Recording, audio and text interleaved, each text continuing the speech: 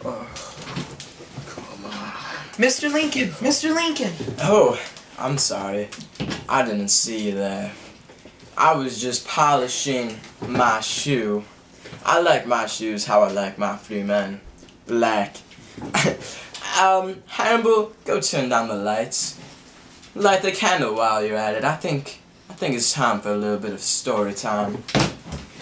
Now let me tell you a little bit about the time I became the true master debater of my time. I remember the Illinois senatorial election of 1858 like it was yesterday. Do you remember that election? Yes! Senator Douglas's term was just about to end, and I knew I was about to jump all up in that. The Republicans decided to nominate a sexy beast against some washed up old fool. This just happens to be me, if you didn't already tell. Yeah. Let me tell you a little something. Just so happen to be 6'4" tall and present an arresting figure. Gentlemen, if your lady is in the room, you better keep her in check when Honest Abe is in the house. You know what I'm saying? Yeah. I was born in 1809 in a Kentucky log cabin to impoverished parents. I mostly had to teach myself everything I know. I wouldn't really consider myself the sharpest tool in the shed, but you know what? I would consider myself the longest. You know what I'm saying. Anyway, I was amazed by my community with my amazing skills, all while building some killer six-pack abs.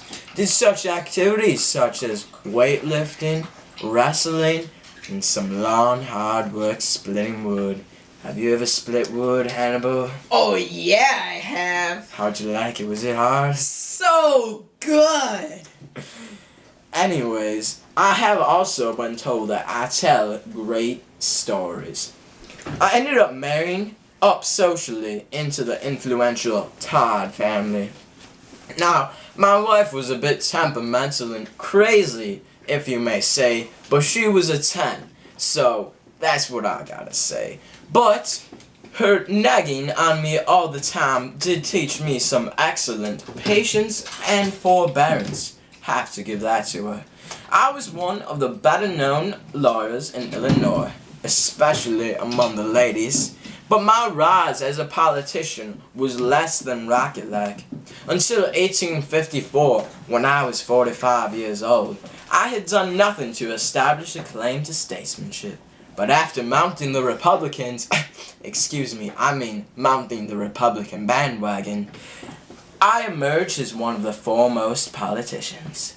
As a Republican nominee, I challenged Douglas to a series of joint debates. Do you like joint debates, Hamlin? Yeah.